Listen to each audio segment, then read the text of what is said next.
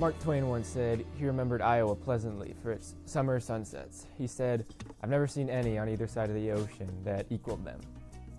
The state of Iowa is filled with landmarks and history and stories and natural beauty. The National Park Service oversees 433 different sites across the country, from Alaska to Maine to the Virgin Islands to Guam. Iowa has 4 of these sites. My name is Ethan Meyer. I am a high school senior, born and raised Iowa native, and a National Park volunteer. Today I'm going to take you around the Hawkeye State's 4 national park sites and explore the stories behind them. You'll hear from some of the people that work at these sites and some of the people that volunteer their time to serve them as well. You'll come to understand why I and 138,000 other people across the country volunteer for the National Park Service, and I hope that by the end you'll be convinced to volunteer as well.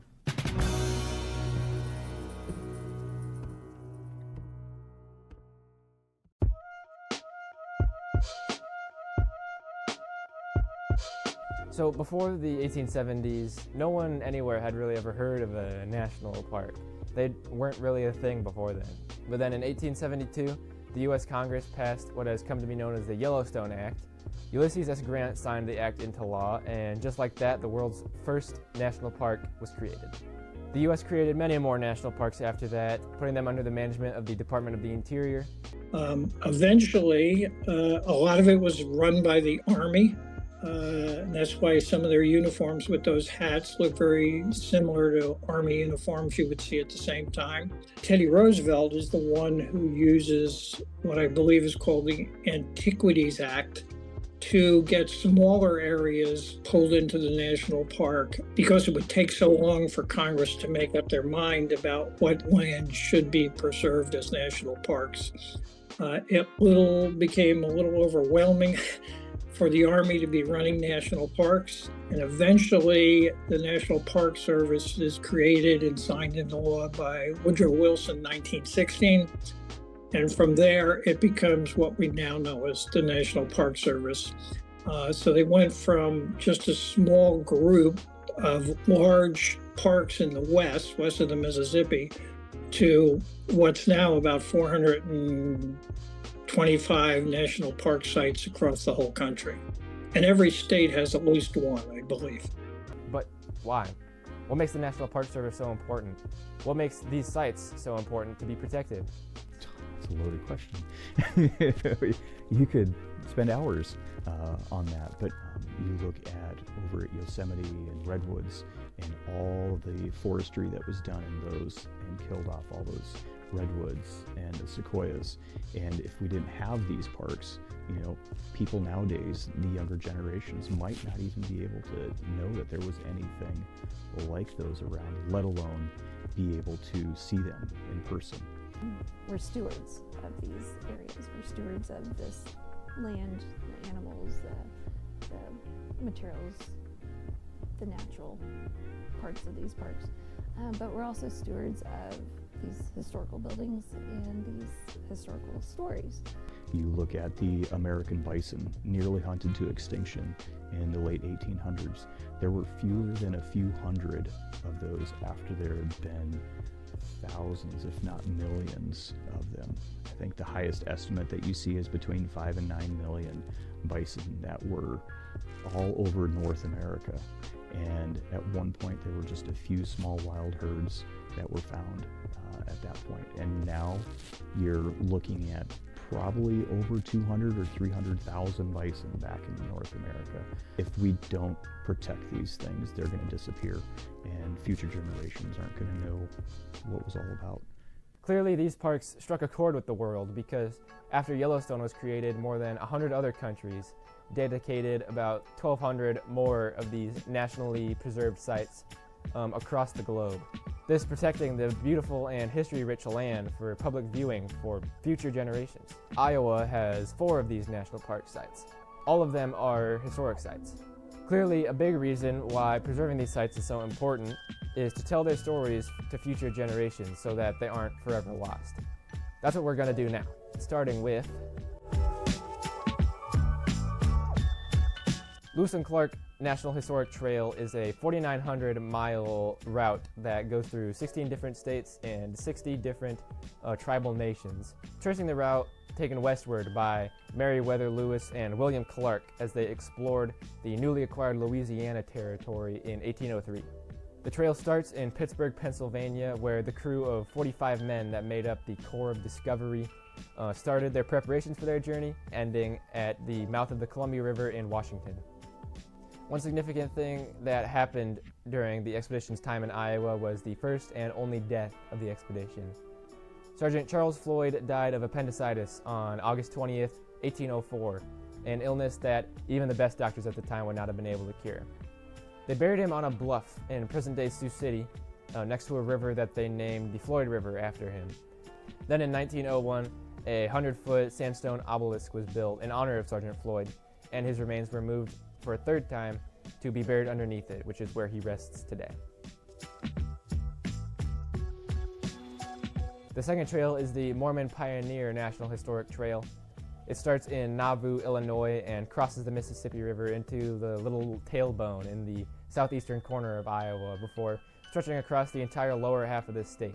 It goes to Council Bluffs, and then from there it goes through Nebraska and Wyoming before ending in Salt Lake City, Utah. The Mormon Trail begins its story in 1827 when a man named Joseph Smith claimed to have discovered golden tablets that the location of which were revealed to him by an angel. He translated the text on the tablets into the Book of Mormon, and then 3 years later he formally organized the Church of Jesus Christ of Latter-day Saints. Because of political and territorial disagreements with mainstream Christians at the time, they had to move frequently. Eventually they built a settlement in Nauvoo, Illinois, led by Joseph Smith, which soon became the largest town in Illinois. Conflict arose with neighboring cities, which culminated in Joseph Smith being arrested. On June 27, 1844, Joseph Smith and his brother Hiram were murdered by a mob, and vigilantes attacked Mormon communities around the area, so leadership of the church passed to another man named Brigham Young, who prepared to lead the Mormons out to safety in the West. In early 1846, more violence made the group have to leave sooner than expected, and Brigham Young quickly formed a group of 1,800 travelers, which quickly grew to around 3,000 travelers. On February 4th, 1846, they crossed the iced-over Mississippi River into Iowa and camped at Sugar Creek until March 1st. They took 500 different wagons and set out across the cold Iowa prairie, marking the beginning of their great migration westward. Tens of thousands of people explore the visitor centers of these two trails, and every year millions travel the different locations that are along them, walking in the same places that the Mormon pioneers and that Lewis and Clark's Corps of Discovery walked. Mormon Pioneer has stops in Bonaparte, Milton, Thayer, Macedonia, and Council Bluffs, Iowa, where you can see historic towns, interpretive exhibits, and camps where the Mormons had slept. Lewis and Clark Trail has stops in Glenwood, Council Bluffs, and Sioux City, Iowa. These trails help us to see the great journeys that have shaped Iowa's culture and the culture of our nation. But there's more. Iowa has 2 more historic sites to visit and learn from.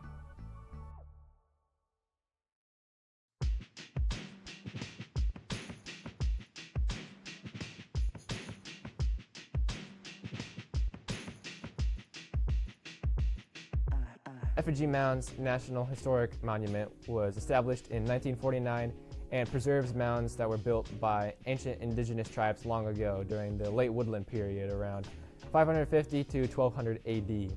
A group called the Effigy Mound Builders lived in the northeastern Iowa and Lake Michigan area and created earth mounds shaped like animals.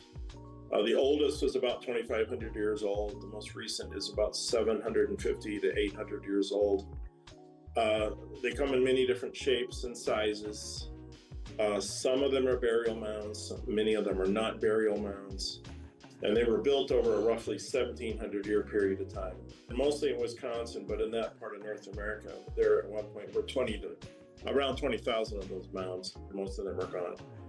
So we're lucky that FG Mounds National Monument actually protects 206 of these mounds.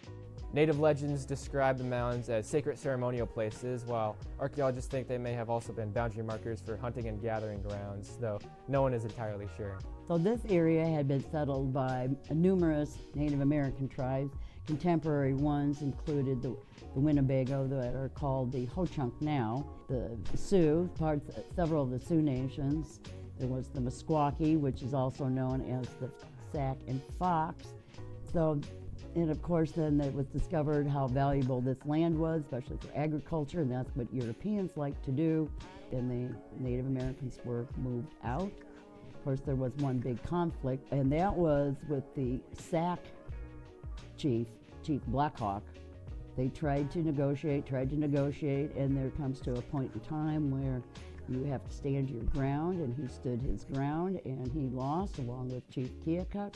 So they were finally just removed. And that military trail that they were moved on does go through this park in the southern unit. There are still traces of that military road where so many of them were moved out. The only tribe that ever moved back in was the Meskwaki tribe. In their memory, they remembered being around here, around Rock Island. So in the 1840s, they had some money, and they asked the governor of Iowa if they could please purchase land, because it was against the law for Native Americans to purchase land, to own land. And so the Iowa governor passed that idea by, legislation was passed. And Iowa allowed the Meskwaki to come and buy 80 acres of land is what they started out with. And I believe today they have approximately 8,000. And they're the only settlement. They own their property. It's not a reservation. It was not given to them. Today, many tribes like the Ho-Chunk, the Sioux, the Sac and Fox, the Omaha, and the Ponca are culturally associated with Effigy Mound's National Historic Monument.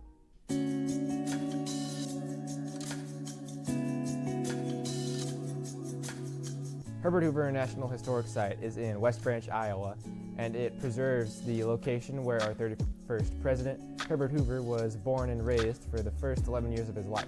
The great humanitarian is our first president to be born west of the Mississippi River and the only president born in Iowa. The original building that Herbert Hoover was born in still stands in its original location, a humble two-room cottage that was built in 1871 by Herbert's father and his grandfather. Its small size reflects his Quaker faith and his upbringing, as Quakers believe in humility, simplicity, and living without distraction. Surrounding it are several other restored historic buildings that show values Herbert grew up with. The gravesite where Herbert and his wife Lou Henry Hoover are both buried, and the Hoover Presidential Library, which showcases his career as a humanitarian, engineer, and president for people to see. There's also 80 acres of restored grassland prairie behind the gravesite, with walking trails that show what Iowa's landscape would have looked like as Herbert Hoover would have known it. A lot of people don't know about all the humanitarian work that he did prior to that and after his presidency. He was a world traveler, an engineer. He was a self-made millionaire by the time he was in his mid-30s. So the Hoovers, when they left the White House, things weren't going very well, but they wanted to create a place that they could share the values that were important to them. So they ultimately decided, let's go back to Iowa, not to live, but let's give that cottage back. Let's restore it to how it was when you were a child there. The great thing about the park is now you can go out and you can see the actual home where he was born and raised. And that was something that his wife Lou Henry was very big part of helping create. There's even a grove of nut trees out by the loop that Hoover specifically wanted to be planted so that little kids can come collect nuts, just like he did when he was a child. So there is a lot of his fingerprints, his footprints, whatever you want to call it, his touch here in the park that represents him. What people don't see in the park is the hard times that he dealt with. That with him being an orphan, by the time he was 9.5 years old, he had to do a lot of self-reflection, spent a lot of time with family, and being raised by people who were not his parents would be a challenge. He had to move away from his brother and sister at age 11, get on a train and travel to an aunt and uncle he didn't even know.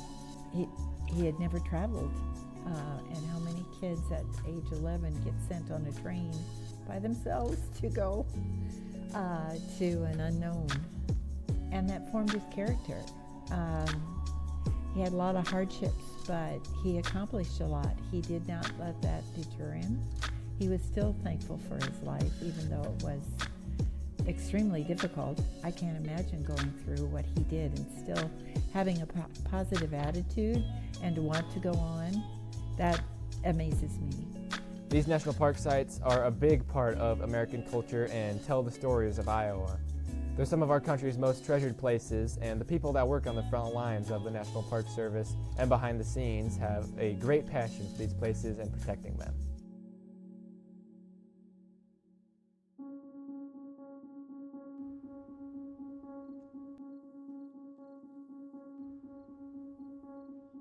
I'm a volunteer at Herbert Hoover National Historic Site. I've worked at the front desk of the Visitor Center. I've helped to maintain the 80-acre prairie.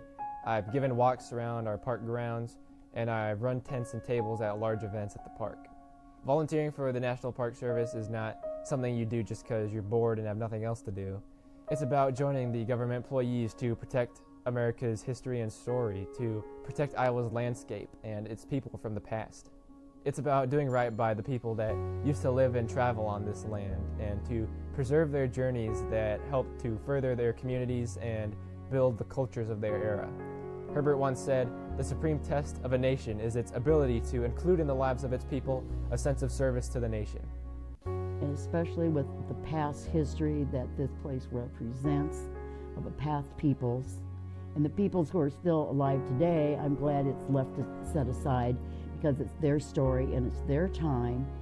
You know, it was a history long before we got here that could be shared too and help them to understand what it was like here before we got here. Without the dedication of volunteers, many of the experiences that we've talked about and that you've seen would not be possible. It's such a cool way, I think, to get involved with the National Park Service or a park in general. It doesn't necessarily have to be the NPS, but state parks, county parks, whatever it be. I worked at the Lincoln home in Springfield. And in Springfield, they are all about Abraham Lincoln and his family and his neighborhood. Many, many different volunteers in the park with that program. A lot of people wearing period costumes at certain times, strolling the park, visiting with visitors. They had a very, very active, proactive program there. So I saw a lot of volunteers helping out. Like any large organization, we can only do so much with the employees that we have. You know, especially when there's millions and millions of people that come and visit all of our national park units in the United States.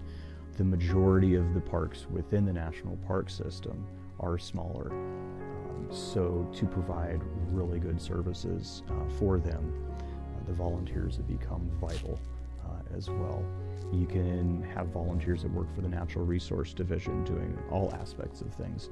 They can work in the administration division and helping them out with paperwork and things like that. Obviously interpretation, maintenance, places like that. There's even parks where they have volunteers for their law enforcement division. I hope that with volunteering in the parks, keep it coming. That shows me that people are invested in our parks. Usually when we learn about things, we are more inclined to take care of them. So I want to keep these parks thriving. I want to keep them protected and safe. I want people to learn from them. You know, of all the institutions, you ask Americans, of all the institutions that they trust, you know, and that they love, the national parks are always number one. And I think it's pretty cool to be part of that. And I worked for the federal government for 32 years. I have never seen such a group of people that are so dedicated to what they're doing and how they got involved in the parks and their commitment to it that you just don't see in most other organizations or businesses. It's really more than a career. It's like a mission for most of them. That's the thing I think I make the biggest connection with. A number of people who initially volunteer, typically that's how most people get hired into the national park. I got my start in the National Park Service as a volunteer at Herbert Hoover National Historic Site. When I started as a volunteer 6 years ago, I knew I had a goal of becoming an interpretive park ranger one day. Volunteering doesn't just help the organizations that you volunteer for, it also benefits you. For students, it's a great way to build experiences and connections that will benefit your future careers, no matter what path you want to take. For retirees, there's no better way to stay active in your community and share a lifetime of wisdom. You'll meet good people that share your passions for service, people who will become lifelong friends. We have people that travel from across the world to come see our parks. The United States is blessed with them. Not many countries have access to something like this. To me, that's an important aspect to our life. As an adult and as a professional, it's been one of the most rewarding things I've ever done. As I said, I love working with my colleagues. I love working with visitors. I love being able to apply my skills as an anthropologist. And I also just find it personally rewarding. I did for a while. I took care of the garden. As I was growing up, we always had a garden, and my dad was a devoted gardener, and he had a hoe that he used all his life. And so when they asked if I could help in the garden, I got my father has passed, of course, but I got his hoe and used it in the garden and had a conversation with my dad saying, did you ever think I'd be gardening in the president's garden? These national park sites don't just belong to the government, they belong to us, the people. By volunteering, you become stewards of these stories of nature, of your state's passion and people. But the big thing to remember is whenever we do have volunteers here, we strive to say whatever that volunteer is interested in, we put them in that field. It doesn't matter which national park unit you're close to, reach out to them at the visitor center. Almost every national park unit is going to have a volunteer coordinator or somebody that can help out and provide information for that. So stop in person, make a phone call, anything like that. As the volunteer coordinator, I absolutely love talking to people about volunteering, and we can find a spot to help out. We can do that. The great thing about volunteers is they're here for a variety of reasons, and so we as Park Service employees want to foster that and do what we can to help you grow in your knowledge and your interest in this. So, it's great to be able to see all those varieties that come in and help us out. I encourage everyone watching this to do yourself a favor and to take that step. Find somewhere to volunteer, a shelter, a food bank, or a national or state park. These places need you. And when you start volunteering, I think you'll find that you need them too.